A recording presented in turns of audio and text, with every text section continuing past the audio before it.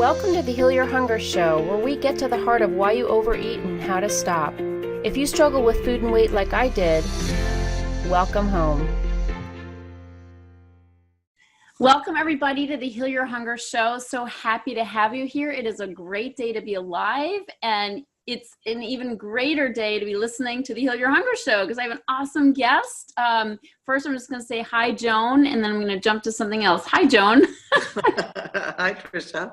Good to have you here. I'm going to rave about you in just a minute. But for everybody who's here and hasn't heard me invite you to the Heal Your Hunger Tribe Facebook page, please go there. It's a group, actually, a private group that you can be a part of if you have in any way, shape, or form struggled with food and weight. So jump over to Facebook, type in the Heal Your Hunger Tribe, and please join us there. That's where we continue the conversations that happen here on the show. That's where I have Transformational Tuesdays. You get an extra special, event and workshop type talk there, and you can just rub elbows, or what is it? Is it rub elbows with people who are also looking to really improve their lives and their relationship with food.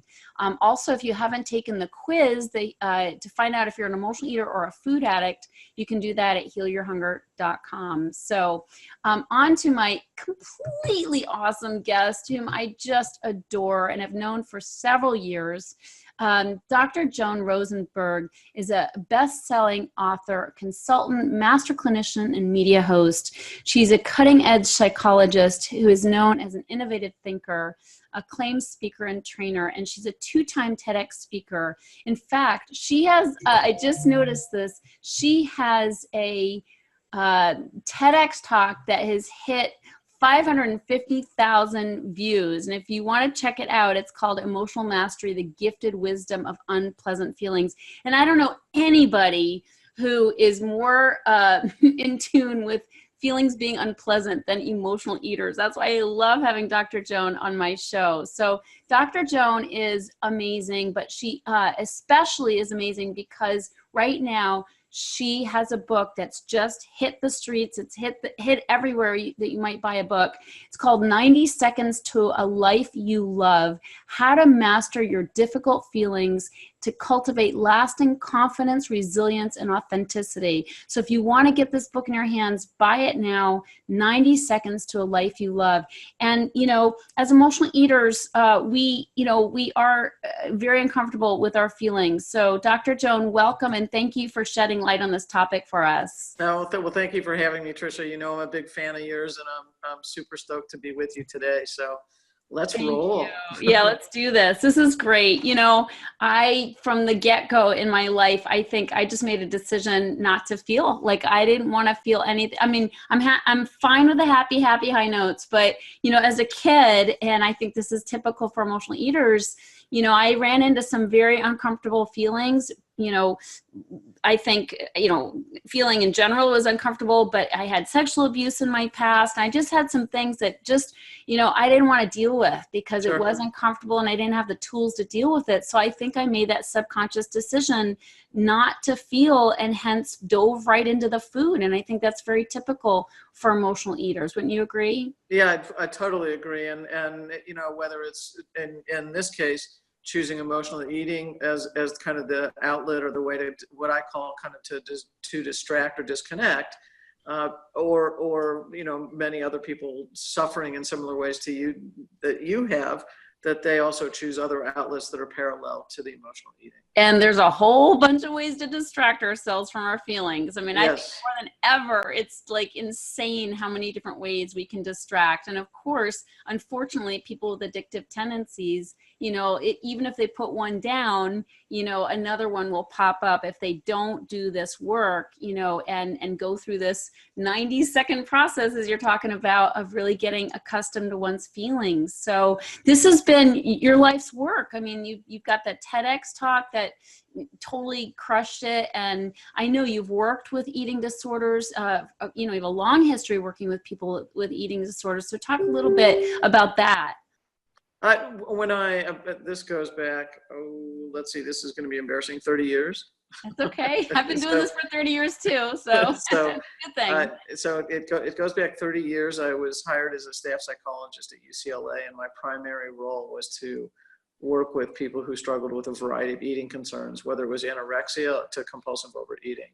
So I have again, as you said, a clinical history of working with people who struggled in this way. And when I was first working with them, one of the early things that I would say was that when they came in and I was kind of doing the I would always say at the very end. I'm sorry, you just froze for a second. So you said when people came in?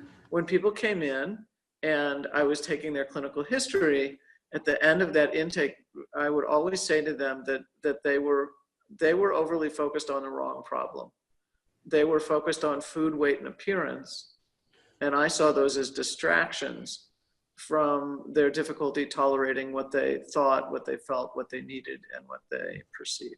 So true. And that's really the heal your hunger message as well. It's not about the food. It's a total distraction. So I just love that. And I'm wondering if that early work of yours informed this path you've taken, since you were really talking to the pros at distracting from feeling. Yes, it actually did. I ended up drawing a diagram when I was at UCLA during that time, and it had two pathways. One was a pathway of awareness, and the other way was a pathway of avoidance. And I mean, it's much more elaborate. I can get into that if you're interested. Excuse me, but what I was able to do was to understand that food, weight, and appearance is what it was for people who struggle with eating difficulties. And then there were any number of other kinds of distractions for a variety of other people, for a variety of distractions for other people as well. So it was like, oh, this kind of model works, because it's just that the distractions changed. Yeah, and I think that's really true. But what was underneath that, again, if I come back to the same four things, was their difficulties with what they were thinking, feeling, needing, and perceiving.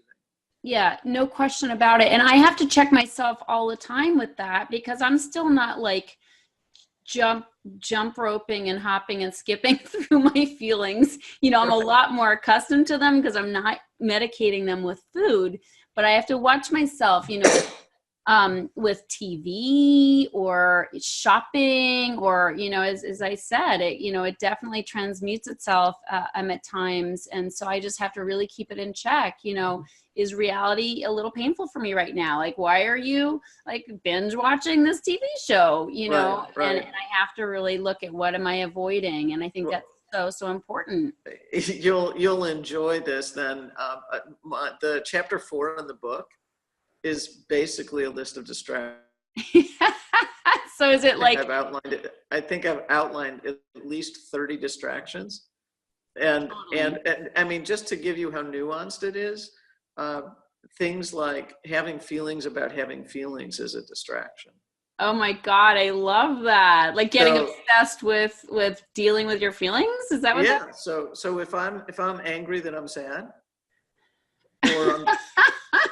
or if I'm disappointed that I'm angry, that's a feeling about a feeling. It's a distraction from the original feeling. I love that. Yeah. And I tell people all the time, I'm like, stop judging your feelings, for God's sakes. You know, you feel how you feel. Right. Let it be. Yes. Yeah, that's great. So this book, I mean, this is just going to be such a hit. I'm sure it already is, but tell me what really drove this, and is it just the culmination of all the different studies and kinds of work you've done around feelings? I will take it back to that original diagram that I mentioned earlier. Okay, let's talk about that. So, I can walk down the path of avoidance for me ultimately leads down from disconnect to anxiety. So if you continue to behave in a way that disconnects and distracts from what I call knowing what you know. So in this case, you got to get this, you're trying not to know what you know. Mm-hmm. Right? And so if you stay in that disconnected and distracted mode over time, it leads to more vulnerability, more anxiety, and bodily complaints often, or feeling like there's no control, that you have no control in your life. That, and if you continue to do that over time, I think what people start to do is to have, and again, we're talking about long periods, where it could be months or years, and then it moves to people having what I would call as kind of a split sense of self. They don't have, they might be aware that they should be sad in a situation, but they don't feel the sadness. Oh my gosh, I so relate to that. I remember I was in high school. I think I was like 14 years old, and somebody in our school died. They were killed in a car accident. And I remember being at the memorial service that our school had and feeling nothing, and feeling like I should be pretending to cry because I didn't feel it. Right. So that's kind of the quality of it, just what you described. So that's the split sense of self. And I think that when people are feeling that, they start to use words like, I feel numb, I feel kind of dead inside, or I feel empty. And for me, those are kind of signal words for that split, if you will. And then if that continues, people move to a place of feeling kind of isolated or alienated, and that goes down further to sometimes people moving to a point of suicidality. So it's an important pathway, and it lands in what I call soulful depression. It's not real depression. It's the depression that comes when people are cut off from themselves. Yep.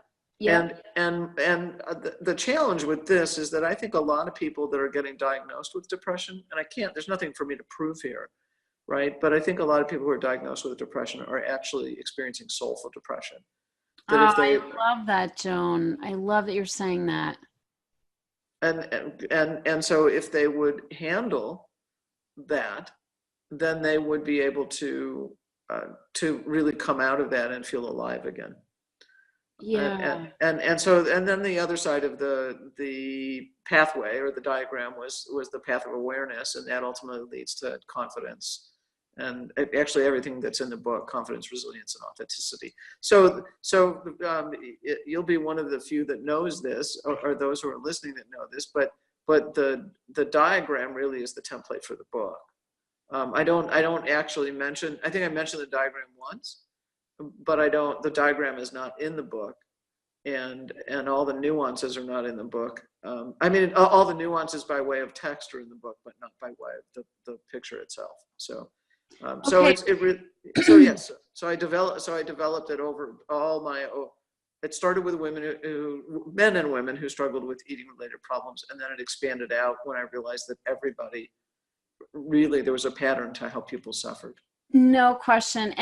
But I want to spend a little bit more time on this soulful depression. I think that's so beautiful, because depression is such a loaded word. And if you don't qualify it, everybody's, going to the doctor, getting a medication. That's correct. And it's correct. Like, I've spent a lot of time in my life feeling depressed and never went to a doctor with it, because I knew it was a symptom of something else in my life, actions I wasn't taking, fears I was bearing, anger I was bearing. Like, it had so much to do with my emotions, but I knew that. And I so want to talk about this so people know that depression is just a word, and it's really, it has it's such a textured, experience that has many different causes. Absolutely. Well, I mean, I'm happy to talk about it. This is an aspect of the book I don't usually talk about, as soulful depression is mentioned in the book. But I think there's three pathways out, and all of those three pathways out are thoroughly discussed in the book. And the first is that you have to allow yourself to experience what you experience. So it's what I call knowing what you know. That you stop disconnecting, you stop distracting, and you allow yourself to stay present and aware of whatever's going on. And in the formula I use has to do with this notion of one choice, and the choice is to stay aware of and in touch with as much of your moment-to-moment experience as you can bear. Oh, amen. I say amen to that. I'm just going to interrupt you because Sure. it's so true. As for emotional eaters, we so want to just quickly fix that feeling. And the fact is that it's not, like you always say, it doesn't take long to move through that feeling. So don't take the long way around. Go straight through and it'll be over quickly. Right, right. Absolutely true. Absolutely true. So and then the second pathway out is learning how to speak up. And again, there's a whole chapter on speaking. And then the third pathway out is grieving. That is so nuanced. That's actually the focus of my second TED Talk. So if people want to have a taste of what's in the book, they can go to that second TED Talk. And it's the title of that one is Grief, the Pathway to Forgiveness. And that's the third way to returning back to a place of awareness and aliveness. Beautiful, so beautiful. And I always love talking to you because it's like I feel so aligned with you and what you're up to. It's just great. And it's such good information for emotional eaters. So tell me about your 90-second. I mean, did you just outline the path out or the 90-second path? Well, no, I didn't. Okay. And again, this is also in the first TED Talk, so people can get a taste there and then understand it way more deeply in the book, or far more deeply in the book. That it's the formula that I talk about is that a colleague of mine so generously or so graciously called the Rosenberg Reset, is 1 choice, 8 feelings, 90 seconds. So I've already referenced the 1 choice. The 1 choice is to stay aware of and in touch with as much of your moment-to-moment experience as you can bear. And the second, around the 8 feelings, is being able to tolerate, basically to kind of experience and move through or tolerate 8 unpleasant feelings. And the key here is what I want people to catch is I'm not talking about bad feelings and negative feelings, because I don't consider unpleasant feelings bad or negative. So my invitation is stop using bad and negative and shift over to either unpleasant or uncomfortable, because that's really what we're talking about. And those unpleasant feelings are there largely for either protection or connection. So the 8 feelings are sadness, shame, helplessness, anger, vulnerability, embarrassment, disappointment, and frustration. And Okay. I think I need to, are you going to have in your book a link to a poster where we can get a poster for these and put them on our walls? Yeah, you know what? There will be something up that they can access from the website. So yes, I think it will probably be located under drjoanrosenberg.com//gift. Okay. Cause remember how, my early days of therapy, and I remember going to a treatment center, but I didn't go to a treatment center. My sisters did for eating disorders. And I remember seeing that page with all the frown face, the happy face, and it's like informing us what emotions even are, because those of us who have buried them for so long really don't even know. So That's true. remember that, remember that? Yep, I do. Yeah, like a page of faces. Yeah. Yes. So this is kind of what we need. We need the updated version, which is these 8 emotions. Yeah. Wow. Okay. So, helplessness is kind of interesting to me because I would think several of these make you feel like frustration kind of makes you feel helpless too. Like you're frustrated because you don't know how to solve something or something seems insolvable. So are these? I see Go ahead. No, can some of these be secondary to some of the other ones? Like they work? Yeah, I think so. Yeah. And so, people might argue, well, vulnerability is not really a feeling, or, maybe some would argue that helplessness isn't. For me, it's not about arguing the specifics of those kinds of things. What I did was choose feelings that really spoke to the common everyday experiences people had. So it's drawn from 30 to 40 years of clinical experience, and it's not intended to be it's scientific in the sense that it was case study after case study after case study, right? It's person after person after person. but it's not, so it's based entirely on my clinical experience. It's not drawn from like Darwinian 7 feelings. Right. Yeah, I love that. It really makes a lot of sense. So when we feel these things, you know, the knee-jerk idea, you know, or at least the experience of emotional eaters is just like, oh shit, like I need to bury this. This feels so uncomfortable. I need to bury it now. But you have a different prescription, obviously. Yeah. So, and that's the 90 seconds part of it. So that's that kind of completes the method. And part of this was I wrestled with, why is it that experiencing let me try that again. Why is it that experiencing unpleasant feelings is so hard for so many? Right. So I wrestled with that question, and all the neuroscience research started to come out, and that's when I started to kind of put all these puzzle pieces together. And the 90 seconds actually wasn't stated by me, so I can't claim it, but I've acknowledged the person who said it, Dr. Jill Bolte Taylor, who wrote a book called My Stroke of Insight, talked about that, and here's the kind of the specifics of what she said. She said, when a feeling fires off, basically kind of from the brain, it activates, there's a rush of biochemicals into the bloodstream, and that rush of biochemicals activates bodily sensations, and that the biochemicals then flush out of the bloodstream in roughly 90 seconds. But that to me was the key. It's like, oh, okay, it's not that people don't want to feel their feelings. They don't want to feel the bodily sensation, because we come to know our feelings through our bodily reaction. So think embarrassment and a red flushed face, right? Heat and red flushed face. So it's like, oh, so when I have sensation, I know I'm embarrassed, right? And it happens in a nanosecond. It's not like right? So it's almost simultaneous.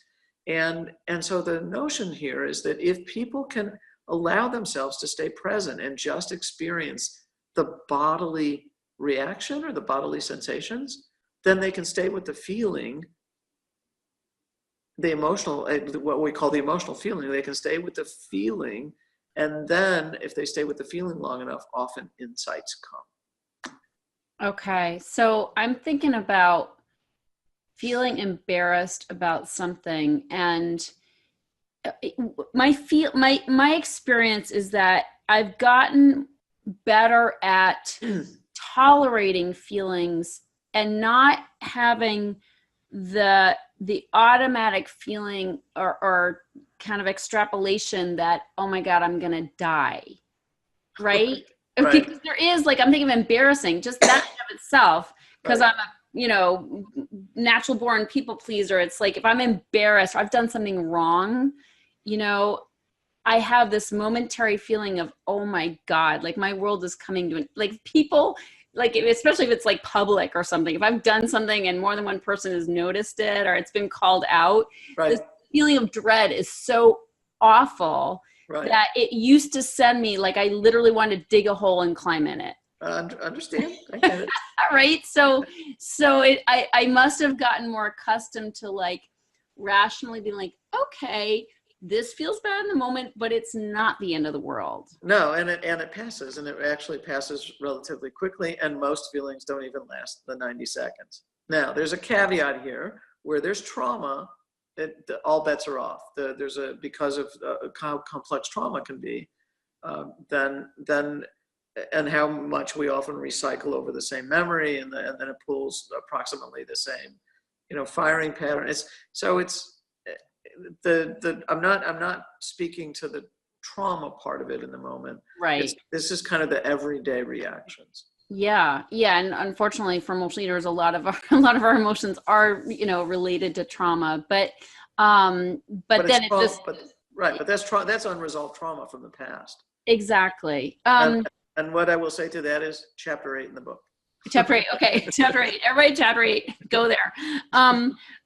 Okay. So what about when you remember, like, sometimes I'll have a feeling of dread over something, and then I'll, like a little child, I'm easily distracted. So I'll get distracted away from it, but then I'll remember that I got embarrassed. Like I'll remember that this thing actually happened and I was embarrassed. So I just go through the same, 90 seconds. Just stay present to it. And you can always ask yourself questions. It's like, what do I need to learn from this? Always go, right? So it's like, if anything, I would say, stay curious. Just stay curious to what's happening. Yeah. And that is really the way out, to grow out of it, is to realize there's some hidden benefit to it. Absolutely. So it's like, stay curious and then ask. Okay. So if I like really embarrass myself, like I really blew it. Okay. Like it's really big. What I'm doing is just like, how do you obviously you have to move through something, but emotional eaters will in the moment bury it alive. Okay. Yeah. Like, and so if they're burying the emotion, they don't get the experience of moving through it, of being present to it and getting like sort of acclimating to that feeling and realizing it's not life and death. So what happens when they bury that feeling alive? Well, again, the thing I love to ask here, Tricia, is how do you do that? I like to ask people who talk about burying their feelings. My question is, how do you do that? Well, what do you mean? Like when I eat over a feeling, it's like I've lost the opportunity to feel it. I literally am numbed. I go to numb right away. Right, but it's so eating might be one thing. I think so. Examples that I gave in the first TED Talk is people will swallow to shut down. They'll stop breathing, which only lasts a certain amount of time, by the way. They'll stop breathing to shut down, and they'll like clench their body really hard in an effort to shut down. Those are kind of more subtle ways to disconnect. Eating obviously is another way to disconnect. You've referenced kind of binge watching stuff is another thing. You also mentioned shopping. I mean, there's lots of different ways for people to disconnect. But anytime you allow yourself to come back to thinking about what the situation was, then you have an opportunity to work it through. So it's never, in my mind, it's never lost. If it's buried alive, it's still in there. Right, exactly. So it doesn't go away. Once you move through the feeling and once you work with it and try to understand, how come I got so angry about that? Or what was it about that situation that made me so disappointed? Or if you're running an old script, like for me, going into a situation where there's a lot of people, because I was so shy as a child, for me, it's like, I get into this, am I going to fit in? So, that gets me to something I call the am I, will I, can I questions. But also in the book, by the way, what ends up happening is I have to be aware of my trigger points. And then I have to, because I'm aware of that, because I stay present to what's uncomfortable, then it's like, okay, I need to take more initiative here so that I'm not giving in to the old me, right?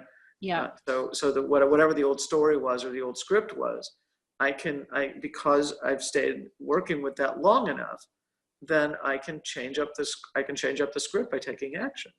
Right. And you can heal those trigger points. Absolutely. That is so key. I find that there's some people who are so married to their triggers, that they always, I have like a love-hate relationship with the word trigger, because some people like, it's like, I always have that trigger. And it's like, no, you don't have to always have that trigger. If you're willing to work through it, you can like literally heal the trigger where you don't get triggered, know? Right. And and this is the way to do it, right? Move right through it and keep practicing that. That's one way. And again, I will come back to kind of chapter 8, because a lot of times I think people haven't resolved stuff. And that whole chapter is actually about resolving our old stories. Mm-hmm. And so this stuff is all filtered throughout the book. There's something I call bad emotional math. And it's the notion that how I am, it's like that this notion of, and people think that just because you've always been this way, that you're going to continue to be that way. I call that bad emotional math. Okay, So, just thinking this is how I am and I can't change it. I can't be any different. So that is just who I am. And it's like, well, who you are now is not who you can be, right? So for me, that it's people also engage what I call it bad emotional math. And so it's not, so in this case, it's also understanding that as much as the book is really centered on the feeling part of the situation and how not dealing with your unpleasant feelings contributes to a whole array of problems in your life, I also address thinking that I think is faulty and gets people kind of tangled up in a mess. So there's so many nuances to what you're raising. Yeah. No, this is really exciting stuff. I'm so glad you've written this book and you've laid it out, because it is so important, and so important, especially for emotional eaters, because the idea that a diet's going to fix anything is so ludicrous when you consider it really is about burying our feelings, and wanting to escape and distract, Right. And so we have to do this work. And I think emotional eaters so don't want to do this work. Like, we so want there to be a quick fix, Nope. And the fact is, there is no such thing. Like, this is the work we're here to do. Like, and this is, if we weren't emotional eaters, we'd be something that would require this work, Right. So embrace it, go on, fasten your seatbelt, come along, definitely join us in the Heal Your Hunger community, but let's do this work that Joan is talking about, because the thing is, it will not only help you heal emotional eating, but it'll help every area in your life. Like, you will become so much more just powerful, and I mean powerful in a good way, like where you have that emotional mastery, where you aren't triggered, where you are like you embrace the full panoply of feelings that we're supposed to have as humans, but we don't get stuck in them. We move through them. So it's absolutely true. I will say, Tricia, that I think that one's ability to tolerate unpleasant feelings is the foundational piece to being able to develop confidence. Okay, and we didn't even go there with confidence, but I think it's fine. Yes, absolutely. It's tied in directly to what you were saying. Yes, to feel like life isn't beating you down, that you can actually move through life and accomplish anything. That is confidence. Yep. Exactly. Yeah. So the full title of the book, so people know, is 90 Seconds to a Life You Love. Here, actually, I can even hold it up so people can see. It's 90 Seconds to a Life You Love: How to Master Your Difficult Feelings to Cultivate Lasting Confidence, Resilience, and Authenticity. Confidence, resilience, and authenticity. Yes. Who doesn't want more of that? So God bless you, Joan. I'm so grateful for you. I'm so grateful I know you and that we get to have these fun conversations. And I look forward to having you back again really soon. I would love that. Yeah, it'd be great. There's so much to talk about. Like, I don't want to stop. I agree. Yeah. So everybody definitely pick up this book everywhere. It's available everywhere. However you like to read your books, grab a hold of it and, embrace the journey. It's beautiful. It's wonderful. And it is the key to happiness. So can I make a sneak suggestion? Yes, please. So if enough people get the book, come on one of your trainings with you in the community. Say that again.